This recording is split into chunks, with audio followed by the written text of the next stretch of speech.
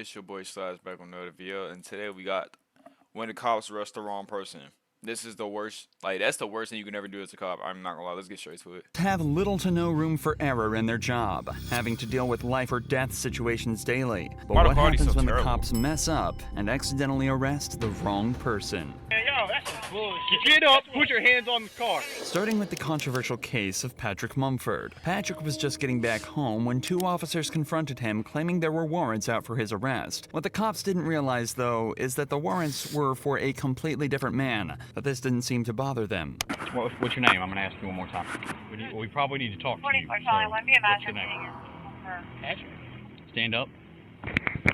Turn around, put your hands in the car. What happened? Patrick His is name- justifiably nervous here after suddenly being His name Patrick, not Michael. being confronted Oh by my God. multiple police officers, but still manages to give the cops his name. However, they decide that they don't believe him, and instead of asking for an ID or trying to confirm his identity in any way, they immediately decide to do this instead. What I do? Man, what I do? Y'all ain't telling me what I do, man. You got a warrant. He just came back from his probation officer. I got taser. You coming out? You coming out? Come out. Get your hands out now. You got 3 seconds. Hold on, man. 3 seconds. Do not reach. Get up. Put your hands on the car. Show me the warrant. Come out. Show me the warrant. 2. All right, take me. All right, move. You coming out or not? Dude, stand back. Come out. You got a warrant. I'm not telling you again. You better get out of the car. Get out of the car. Get out of the car. Get out of the car. Y'all better leave me alone, cousin. Move, Fox. Move.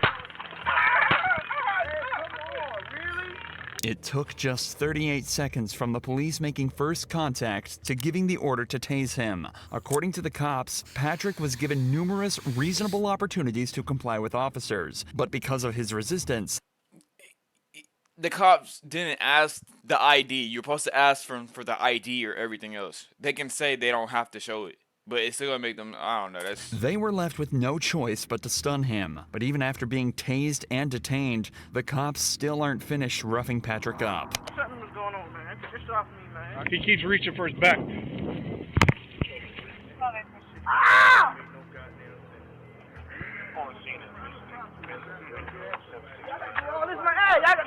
Quit.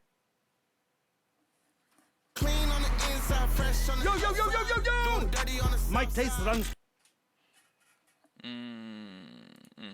Quit resisting. I got him, guys. Just search whatever he's going for. The cops search Patrick to try and find whatever he was reaching for, So I was about to assuming do. he was hiding a weapon of his own. But predictably, they find nothing other than his wallet. This would end up being a blessing for Patrick, though, as inside his wallet, the cops found his ID.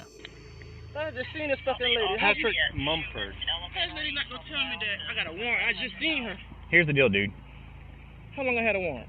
I don't know if you got a warrant, because you're not who I'm looking for. But here's the deal. When we ask you for ID, because you look a lot like the person we're looking for, you give us ID. And when you start this whole fighting nonsense, dude, all you had to do is give me this. But the way you came up asked me out of nowhere. Remember, the cops never once asked for Patrick's ID Yeah, y'all during didn't the ask, initial bro. interaction. In a later report, the and not every black person looked the same, by the way. But cops also stated that they were worried he was reaching for a weapon that's when he was understandable. shuffling back in See, that's understandable. I can see he was reaching for a weapon, but I don't know. the car. So, do you think they would have been okay with him reaching into his back pocket for his wallet? He wasn't No. given any chance to correctly identify himself, but now the cop is patronizing him and saying he caught a case he didn't need to get. And above all, he's still being manhandled and forced onto the hood of their patrol vehicle. What's the guy name? Is there someone here to stay here that looks like you? Think about it. Hey, Jack. Yeah. Guess what he's looking for?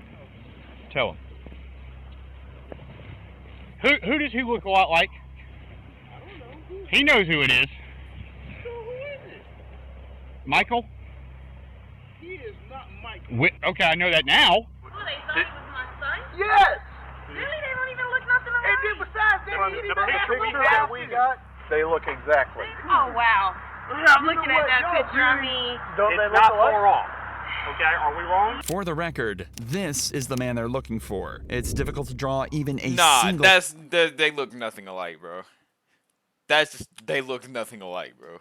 similarity in appearance, but the cops apparently saw so many that they were comfortable with discharging a weapon at Patrick. Patrick was initially charged with obstruction and violating probation, and was fixed to lose his job and position at college. Thankfully, though, an internal investigation was launched into the 4 officers on the scene, and it was concluded that they didn't follow proper procedure. All 4 of the officers were suspended, and Patrick was awarded with a settlement of $100,000. But David Wiggins' story doesn't have such a happy ending. He was pulled over and forced out of his vehicle with not so much as a second thought from the police, but they failed to realize he too was the completely wrong guy. Hands out the window! Take your right hand, open the door.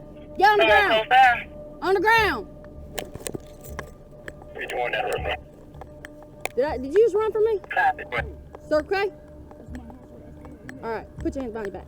David was put into cuffs and left on the ground at gunpoint after cops mistook him for a suspect. Apparently, the guy they were looking for had just fled them in a similar car with a similar license plate, and the cops pulled David over assuming it was the same vehicle. It's an understandable mistake, but realistically, the cops should have double-checked the plate as soon as they lost line of sight. Instead, they decided to wait until David was on the ground, handcuffed, and at gunpoint before even attempting to confirm he was their guy. I was going home. I did not run, I swear. Since you give me that tag. Contact to a 2016 Dodge Challenger, last name Green. It's not a Hammer. It's clear. This ain't even him. Yeah, you good. Look, you're good. That's scary. You got almost the same tag, same car. He must have passed you going through. You good? Good. All right. You have a good one, okay? I'm sorry about that.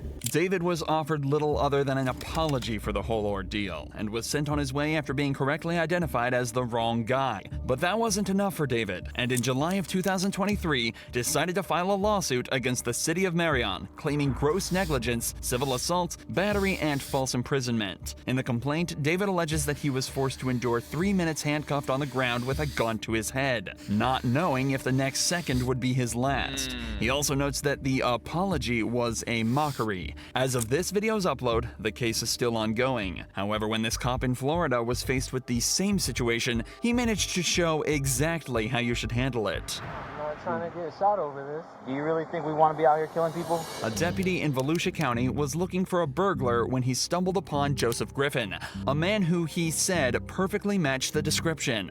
There is a burglary that happened. You kind of fit the description. Let me just make sure that you're not him, okay? All right. I'm a vet. I have my ID. Okay. Can I see your ID? Oh, he a veteran. Literally, they said white tank top, black shorts, and they said that you had a beard. All right. So I'm not saying it's you, but it was a black male. Again, not saying it's you, buddy. This cop is obviously aware of how difficult this very interaction can be, especially if it turns out he's not who he's looking for. So he approaches him politely and attempts to resolve the situation rather than escalate it. Just bear with me, okay? Because you fit the description. I'm not saying you're guilty, but my sergeant's telling me to detain you. That's my sergeant. I got you. I just had a daughter born 2 days ago, so I just have this online. It's live? I'm not trying Do you mind setting it down here? Just for now, I'm gonna detain you. Look, you're not under arrest. I'm detaining you right now because you fit the description, okay? Just hang tight for me, okay? See, that's the respectful Joseph way. respectfully informs the cop that he's live streaming the interaction for his own safety before being detained. He's also told that he's not under arrest and not being charged with anything. They just don't want to give him the opportunity to run should he end up being the suspect. We're not saying it's you, but you fit the description. That's why I'm detaining you. If it's not you, we're gonna cut you loose and you're free to go, okay? But I just want you to see through us why, 7 cop cars, so hey, everything going on is just a little bit scary. Yep. This is it was a burglary. It's a burglary. It's serious. It's not a joke. You got these guys that are getting ready to go home, and we're coming in, so that's why you have so many.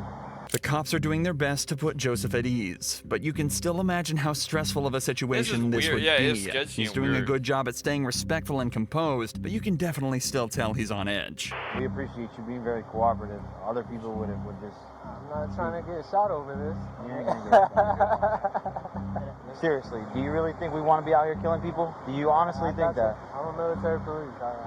Like I said, brother, I've been in the same boat. After just 10 minutes of waiting, they hear back from the witness who had just received a picture of Joseph.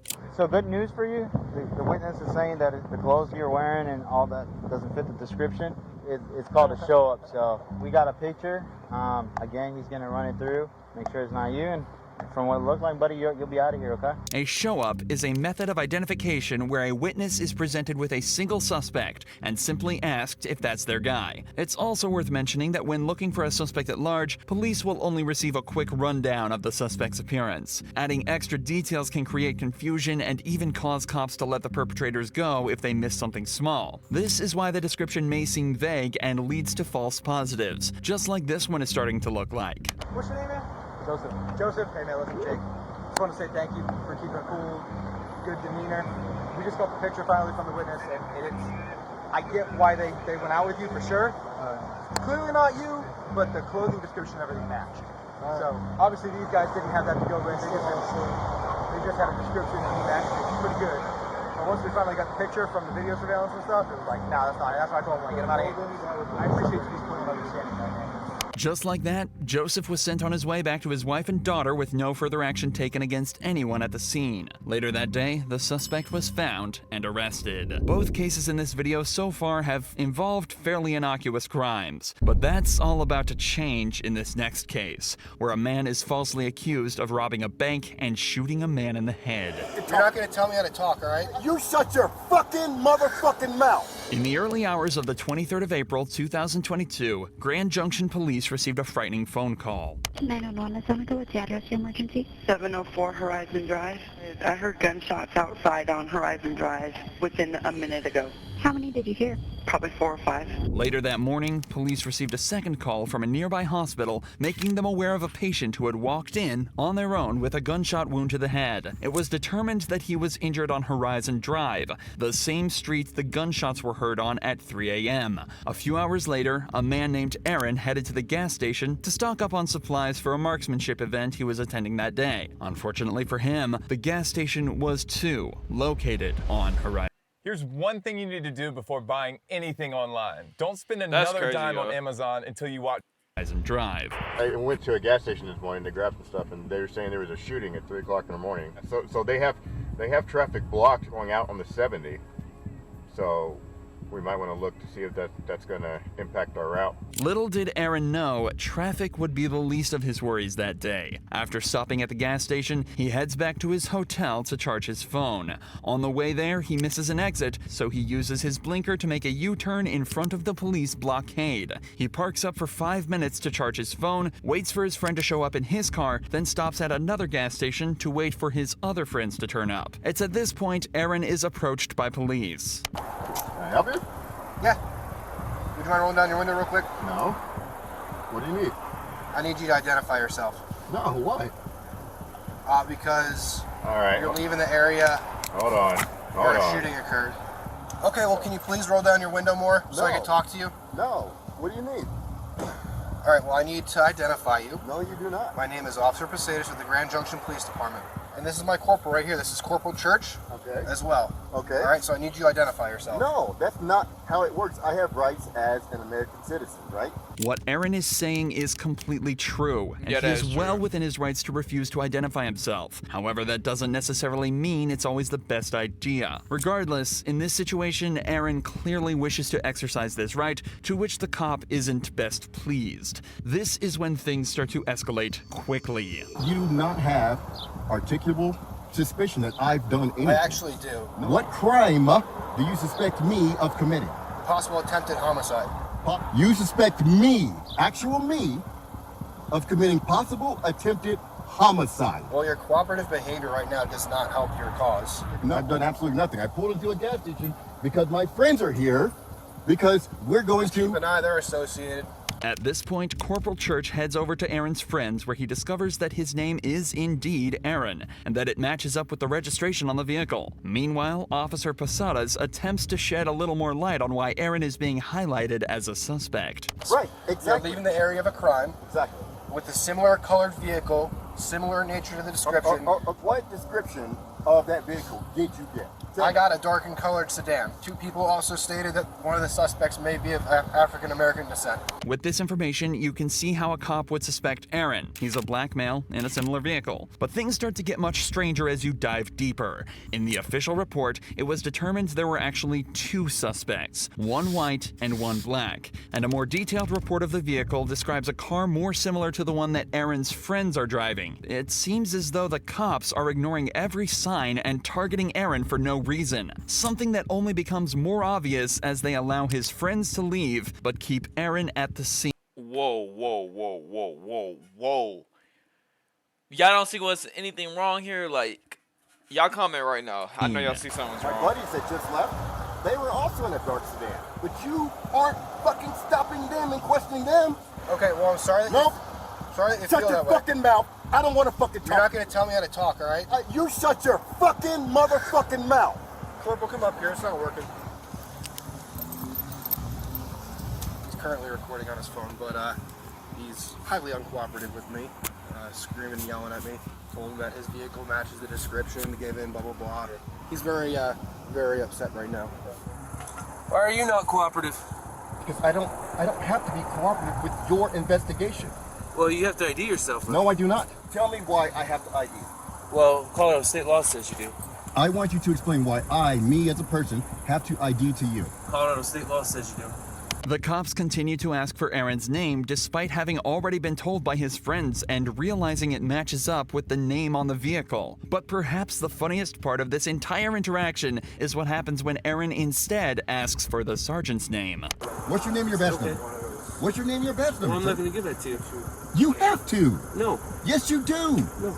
You are a public servant. I'm asking for your name and badge number. You also have to give me your name. No, I do not. Okay. So you wanted me to explain to you why I'm asking for you to identify yourself? Yes. Because we had an incident happen here? Wait, hold on. First, okay. please give me your name and your badge. Okay. Well, no, I won't give you that right now. What do you mean you won't?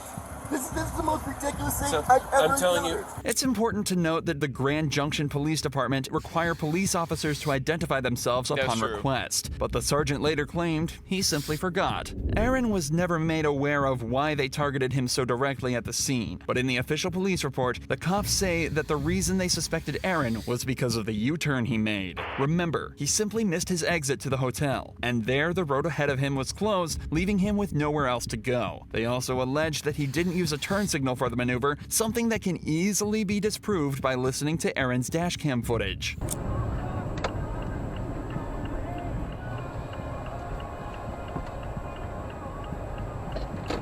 As you'd expect, an internal affairs investigation was launched into the officers at the scene, and it was conducted that there was no wrongdoing, and the cops conducted themselves perfectly. Aaron has since launched his own lawsuit against the Grand Junction Police Department, but as of this video's upload, the investigation is still ongoing. Check out Aaron's channel linked below for updates on this. Hey, y'all tell me what y'all think, bro. I ain't gonna lie. I think everything that has been wrong is the same. You know what I'm saying? I can't say it on here, but y'all know. Like I said, y'all like phone comments, voice last time out. That is crazy.